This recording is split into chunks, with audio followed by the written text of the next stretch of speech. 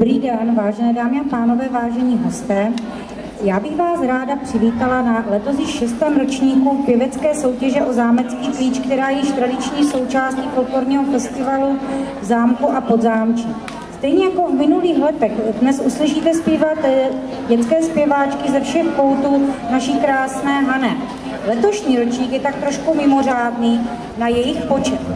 Děti, které dnes budou zpívat, byly vybrány předkole porotou, které se uskutečnilo v dubnu letošního roku. A protože, jak už jsem zmínila, konkurence byla mimořádná, bylo vybráno nejvíce zpěváčků v celé historii soutěže. Děti dnes budou soutěžit ve 4 kategoriích. První kategorie jsou děti mateřských škol, druhá kategorie žáci prvních a druhých tříd základních škol, ve 3. kategorii uslyšíme zpívat děti od 3. do 5. třídy a ve 4. nejstarší kategorii to budou děti od 5. do 8. třídy a žáci víceletých gymnázií. V letošním ročníku zasedli v porotě pan učitel magistr Kanclík, paní učitelka Jaroslava Zábranská, paní učitelka Jitka Štukavcová, paní učitelka Ilona Machalová, paní učitelka Kateřina Skácelová a jako čestný host poroty dnes zasedla paní Věra Jahodová. Kategorii Barborka Poláková a ještě písnička bude Pásva děvečka Páva.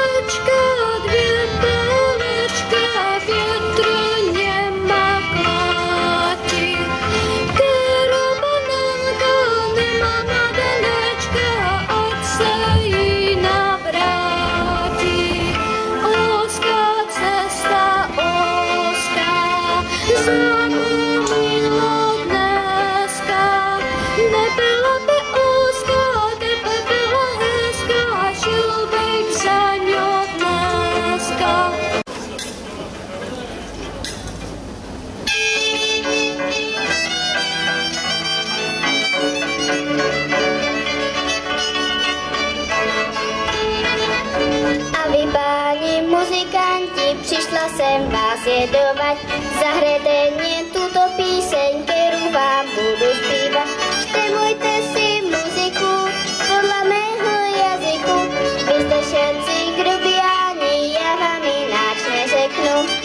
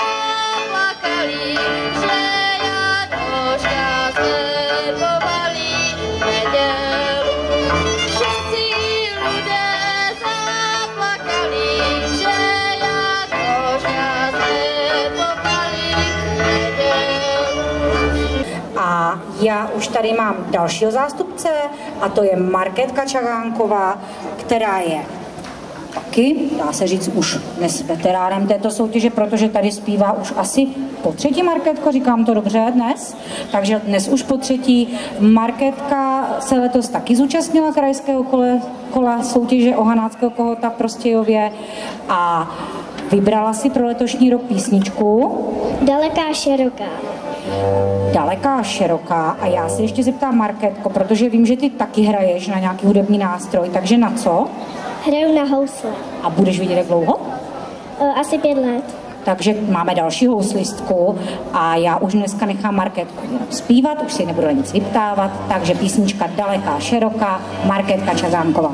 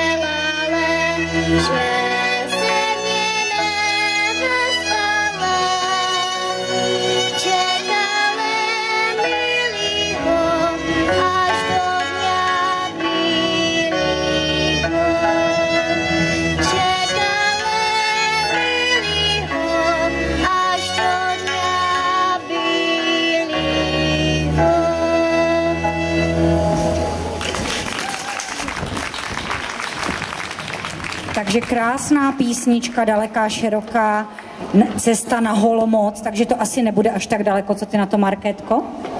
Nebude. Nebude.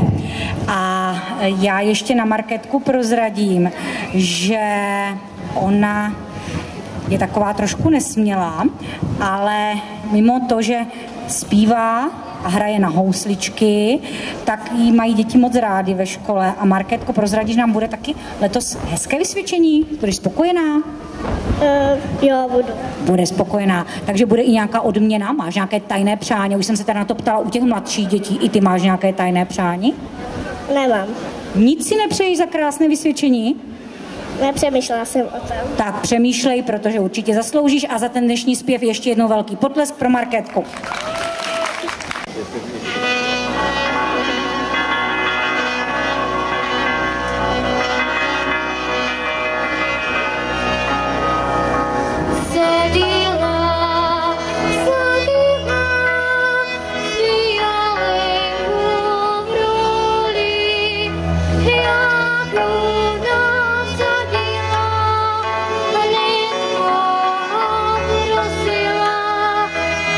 Be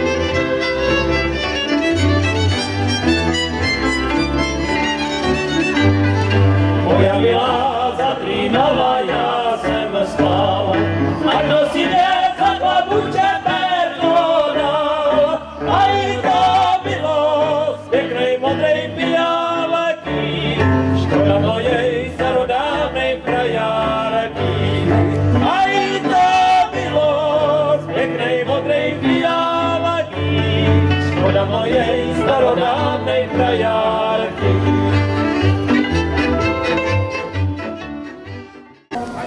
Takže na 3. místě v této kategorii se umístil Štěpán Kosík.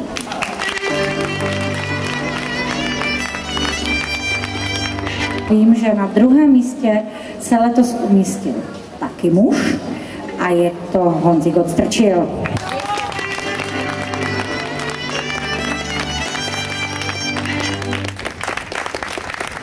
Takže, jak se říká, co Čech to muzikant, tak tady v tom případě platí, co chlap to zpěvák. Tak a vítězkou, pravděpodobně nebo vítězem této kategorie, teď je to napínavé, takže vítězkou, už tam nahlížím za rameno, se letošním ročníku stává Markétka Čagánková.